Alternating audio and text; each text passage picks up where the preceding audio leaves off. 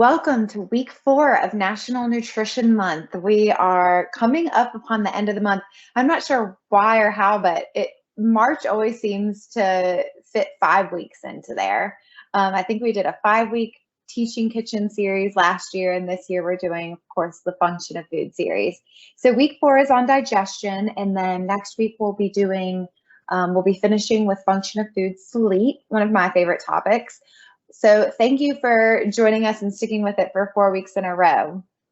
For those that are having issues hearing, or for those that are going to miss a session or have to drop out, I'll record this and I will be sending out the video to everybody tomorrow. I'll get it posted up on YouTube, and I'll send out the slide decks as a reference as well. All right, so let's start with this. A healthy gut supports overall well-being, and your food choices significantly impact your digestion and gut health. I think we can all probably agree on that second part. It's pretty obvious that what we eat, what we put into our digestive tract, significantly impacts our digestion and the health of our digestive tract. But there's also a lot of new evidence that supports that your gut, having a healthy digestive system, supports so much more than just your digestive tract and the way that we digest and absorb and metabolize food and nutrients. There's a lot of well-being that suggests the way that our digestive system works helps support a good night's sleep. It helps support our stress. It helps support our mental health. There's a huge body of research right now that is really focusing in and honing in on the link between your digestive health, all that good bacteria in your gut, how much of it you have, and your brain health. It's called nutritional psychiatry. It's very, very interesting. Gut bacteria so our digestive system is filled with bacteria. There are hopefully more good microorganisms than bad microorganisms.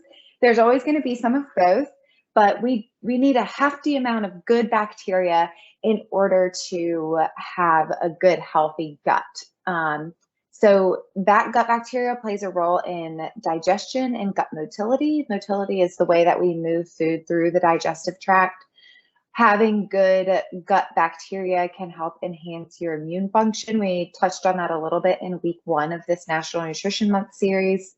Having healthy gut bacteria can enhance nutrient digestion, absorption, and metabolism, can positively affect your mood and your mental health. And lastly, good gut bacteria can promote cardiovascular health, play a role in weight management, and reduce our risk of diabetes and certain cancers, especially cancers of the digestive tract like colon cancer. So we're going to go, just as all of our other sessions have been formatted, we're going to go through a few different food groups that you can pack on your plate for a good gut. The first is whole food. So this isn't really a food group. It's a lot of food groups kind of rolled up into one category. But a diet rich in whole foods, and we mean foods in their most natural form, the least processed foods that we can find. So plenty of fruits and vegetables, lots of whole grains and dairy products. They have fiber, vitamins, antioxidants. Dairy has live active bacteria in it. So we'll talk about each of these a little bit more in depth, but a diet rich in whole foods feeds our healthy gut bacteria and fosters a healthy microbiome. And your microbiome is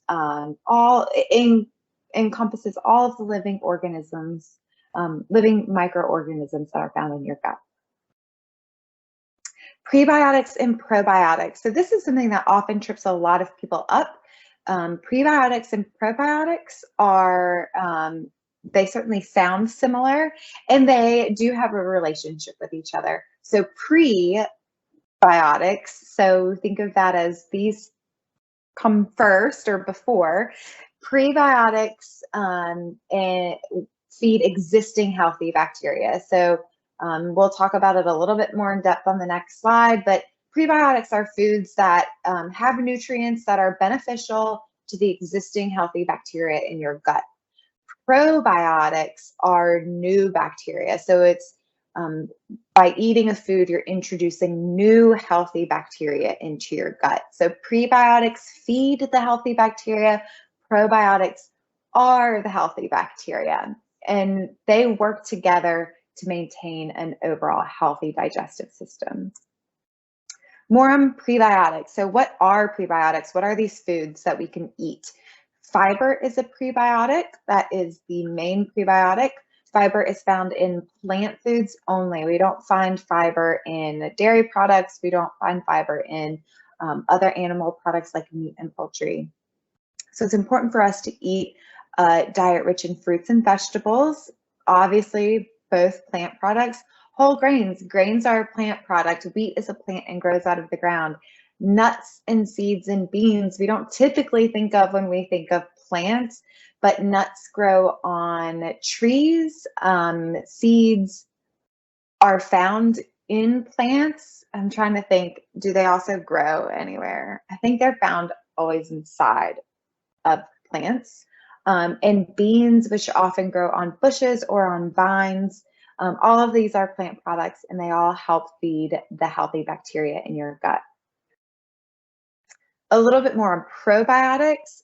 Probiotics, that healthy bacteria that's already found in food, we find these in lots of fermented foods. So kefir, which is a fermented dairy product, yogurt. Kefir is essentially like a liquid yogurt product. It tastes very similar, a thick consistency, but drinkable. So yogurt and kefir, sauerkraut and kimchi, both of these are fermented or pickled cabbage. Tempeh, which is fermented soybeans. Miso, kombucha. Kombucha is a fermented beverage, very trendy on the market. I had a lot of discussion about kombucha on Tuesday's call, but it's a vinegary tasting,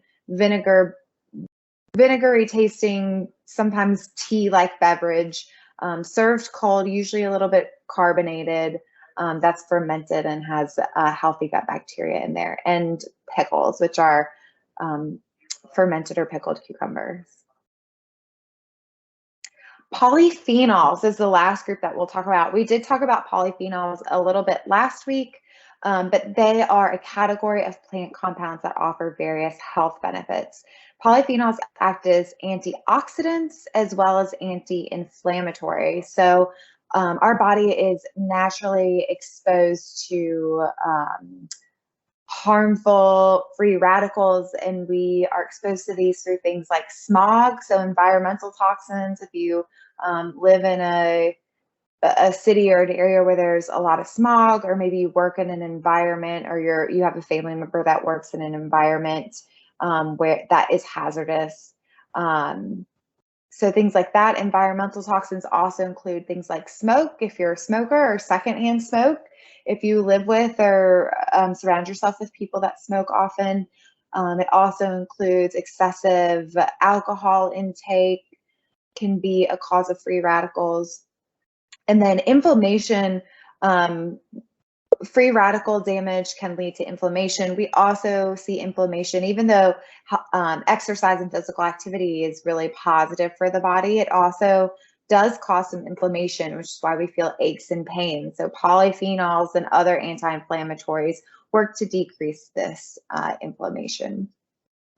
Polyphenols boost digestion by promoting growth of our beneficial gut bacteria while fending off harmful gut bacteria. So that's how they work really directly within the gut with those prebiotics and probiotics. And through all of these actions, being an antioxidant, neutralizing free radicals, reducing inflammation, through these actions, polyphenols help protect against chronic disease. The best known sources of polyphenols are red wine, dark chocolate, green tea, and berries. We also see to the left here that deep dark red color, or purple or blue. So a lot of your berries, grapes, which are then turned into red wine, and we see like purple onions and blueberries.